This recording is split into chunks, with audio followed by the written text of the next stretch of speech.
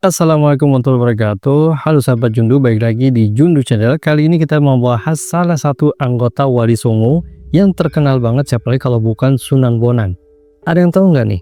Beliau ini punya nama asli yaitu Raden Makhdum Ibrahim. Yuk kita kenalan sama keluarga Sunan Bonang. Nah, Sunan Bonang ini anak dari Sunan Ampel dan ibunya bernama Nyai Ageng Manila. Jadi dia ini bukan anak tunggal ya.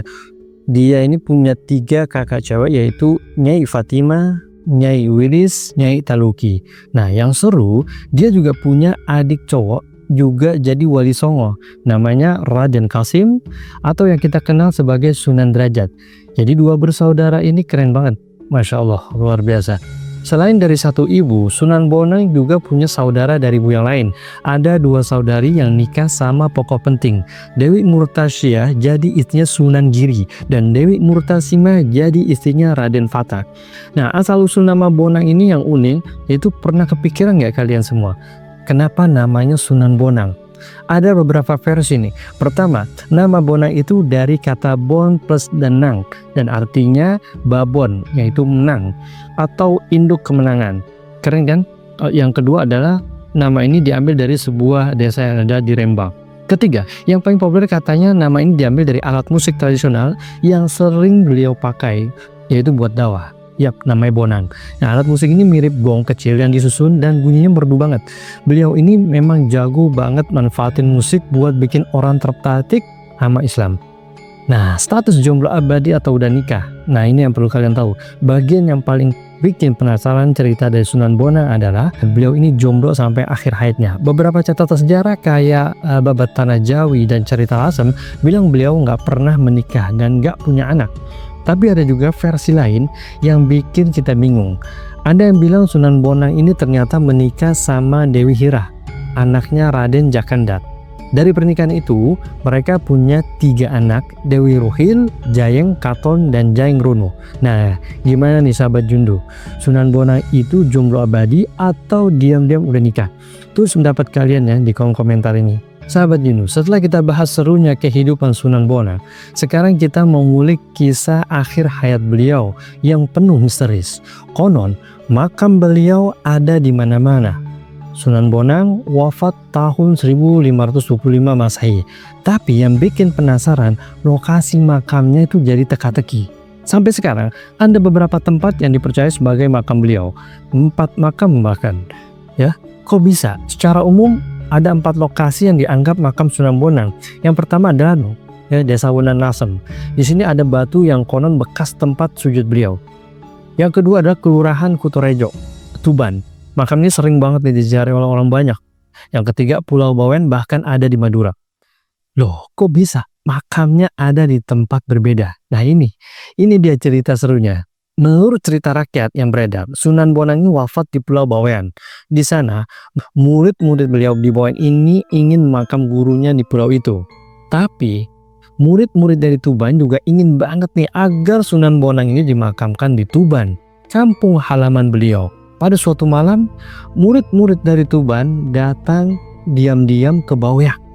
Dengan ilmu yang mereka punya, para penjaga jenazah dibuat tertidur. Mereka lalu membongkar makam Sunan Bonang dan membawa jenazahnya ke Tuban. Nah, jenazah itu kemudian dimakamkan di sebelah barat Masjid Agung Tuban. Tapi anehnya, kata orang-orang, jenazah Sunan Bonang di bawah itu masih ada. Jadi, saat murid-murid Tuban membongkar makam, jenazah yang dibawa ternyata hanya kain kafannya saja mungkin. Ada juga versi yang bilang ada 2 jenazah. Tapi yang di Tuban dan di Bawean itu pas dicek masing-masing hanya 1 kafan. Allahu a'lam bishawab. Gimana sahabat Jundu? Kisah ini bikin kita mikir, kok bisa ya ada makam di 2 tempat sekaligus? Apa ini bukti daripada karomah beliau? Sahabat Jundu, kita udah bahas tentang silsilah dan misteri makam Sunan Bonang. Sekarang kita mau bongkar rahasia di balik kecerdasan beliau dari perjalanan pendidikannya. Sejak kecil, Raden Makhdum Ibrahim ini atau Sunan Bonang sudah digembleng habis-habisan oleh ayahnya Sunan Ampel. Jadi ayah beliau ini udah tahu kalau anaknya punya potensi besar buat jadi pemimpin. Jadi belajarnya itu nggak main-main sahabat Jundu. Setelah belajar dari sang ayah, beliau dan temannya Raden Paku yang nanti jadi Sunan Giri itu memutuskan buat sekolah di luar negeri atau 2 daerah, tepatnya di negeri Pasai, Aceh. Nah, di sana mereka belajar dari guru top tuh, termasuk Syekh Maulana Ishaq yang ternyata ayahnya Sunan Giri sendiri. Nah, mereka juga menimba ilmu dari ulama-ulama hebat yang datang dari berbagai negara seperti Baghdad, Mesir, Arab, Persia. Dahsyat luar biasa, Masya Allah sahabat Jundu. Jadi siapa aja sih guru-guru beliau? Nah, guru-guru beliau ini adalah Sunan Ampel yang ayah dan guru pertama beliau. Kemudian Syekh Maulana Ishaq, guru beliau di negeri Pasai. Ini wali semua guru-gurunya, luar biasa Masya Allah. Sahabat Jundu, setelah lama belajar di Aceh, mereka berdua kembali ke Jawa. Raden Paku pulang ke Gresik dan mendirikan pesantren yang sekarang kita kenal sebagai Pesantren Giri. Sementara itu Sunan Bonang diperintahkan ayahnya untuk berdakwah di Tuban, yaitu daerah Jawa Timur. Nah, di Tuban, beliau langsung mendirikan pesantren yang jadi pusat penyebaran Islam. Beliau juga membangun masjid namanya Masjid Sangkal Dahak. Beliau juga sempat menetap di sebuah desa kecil di Lasem dan membangun tempat ibadah sekaligus pesantren yang terkenal dengan nama Watulayar. Sahabat Ju, Sunan Bonang ini guru yang hebat bang.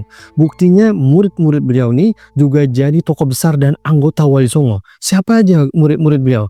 Ternyata murid beliau itu adalah Sunan Kalijaga, Sunan Kudus, Sunan Derajat, merupakan adik kandung beliau. Kemudian Sunan Muria. Dahsyat luar biasa Masya Allah. Sahabat Jundu, kita udah tahu kalau Sunan Bonang itu pinter banget dan muridnya banyak dan banyak yang jadi, punya nama besar. Tapi rahasia di balik semua itu adalah cara dakwahnya yang super kreatif, yaitu dakwah lewat musik dan sastra.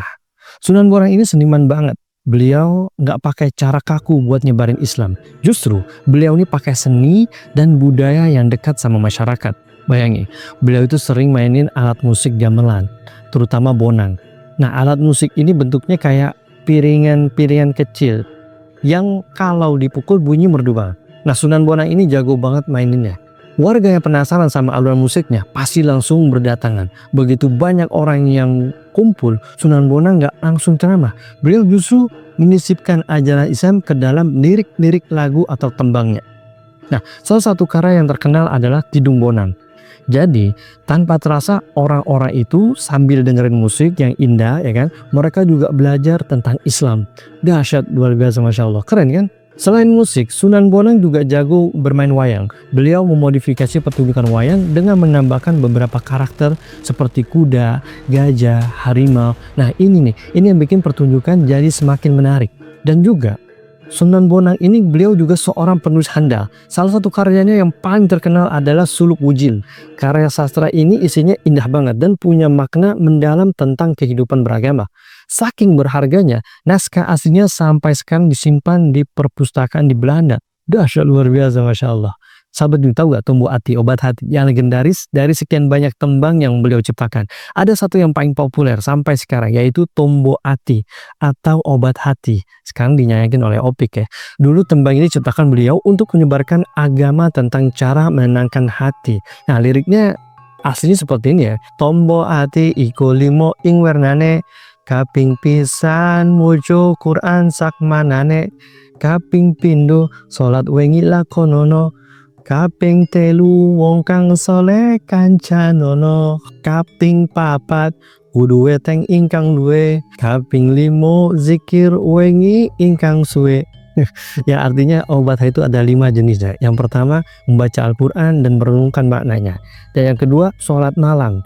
Nah, ketiga berteman dengan orang soleh. Keempat sering berpuasa. Yang kelima banyak berzikir di malam hari. Dahsyat luar biasa Masya Allah. Ya sekarang juga sampai sekarang tuh nadanya masih viral. Keren kan?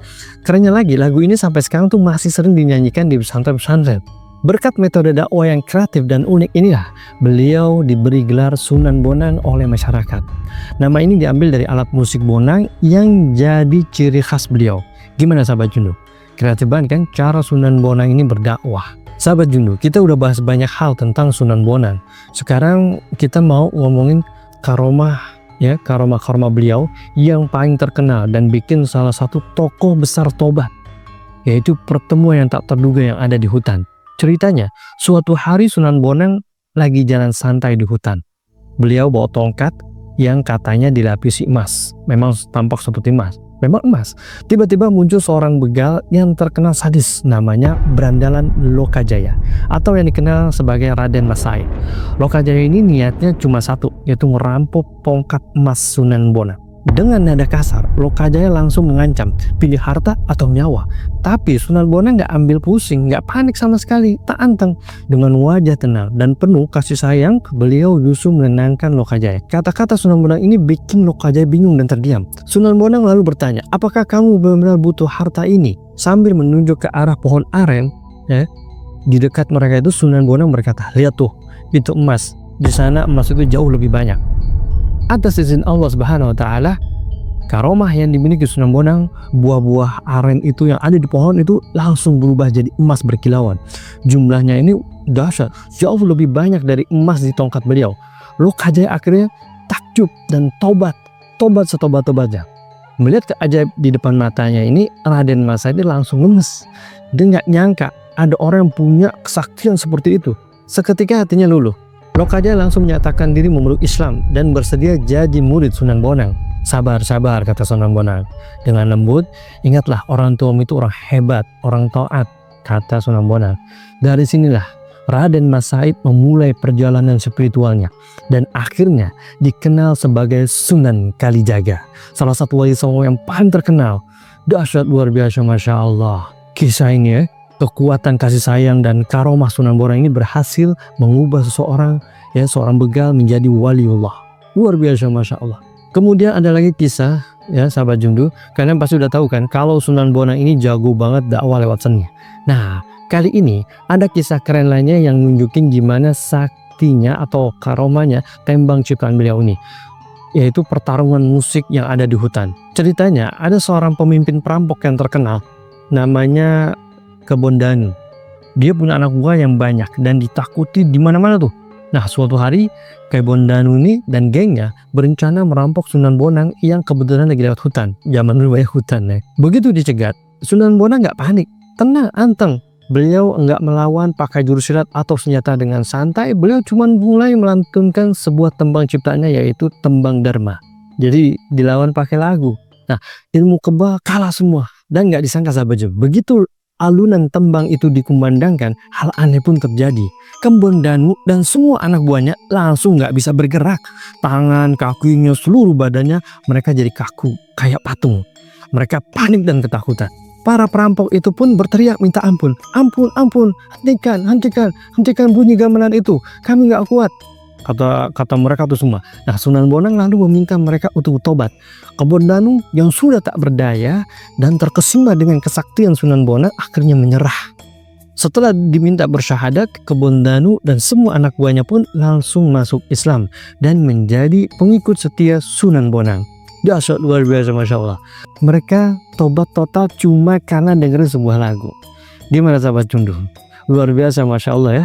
Ini bukti kalau seni, terutama tembang dan musik, bisa jadi alat yang sangat kuat untuk menyebarkan kebaikan. Kalau sekarang banyak ya pakai hadro dan lain-lain. Sahabat Jundu, kita udah bahas karomah Sunan Bonang yang bikin begal tobat. Sekarang kita mau bahas kisah lainnya yang nggak kalah seru. Adu kesaktian dengan seorang pendekar dari India. Ceritanya ada seorang Brahmana sakti dari India bernama Sakyakirti. Dia ini sombong banget dan sengaja berlayar ke Tuban cuman buat nantang Sunan Bonang. Saking yakinnya dia sampai bersumpah nih, kalau aku menang, leher Sunan Bonang akan aku penggal. Kalau aku kalah, aku akan sujud dan jadi muridnya. Dahsyat. Akhirnya dalam perjalanan nih di jalan nih untuk menuju ke daerah Sunan Bonang. Begitu kapal Brahmana Sakyakirti sampai di perairan Tuban, tiba-tiba laut yang tadinya tenang bergejolak hebat. Angin badai datang dari penjuru, ombaknya setinggi bukit. Brahmana itu mencoba melawan badai dengan ilmunya, tapi setelah beberapa kali tenaganya habis. Kapalnya pun hancur dan tenggelam ke dasar laut, habis berkeping-keping. Dahsyat luar biasa. Untungnya dia dan murid-muridnya berhasil selamat, tapi ada satu hal yang bikin dia kesal. Semua kitab-kitab sakti yang dia bawa dari India itu tenggelam. Padahal kitab itu bakal dia pakai buat debat sama Sunan Bonang. Dalam keadaan bingung dan putus asa, mereka terdampar tuh di pantai. Nah, tiba-tiba dari kejauhan mereka melihat tuh seorang laki-laki berjubah putih sedang berjalan sambil memegang tongkat. Mereka pun berlari tuh menghampiri. Tuan, kami cari Sunan Bonang. Bisa tolong tunjukin di mana dia?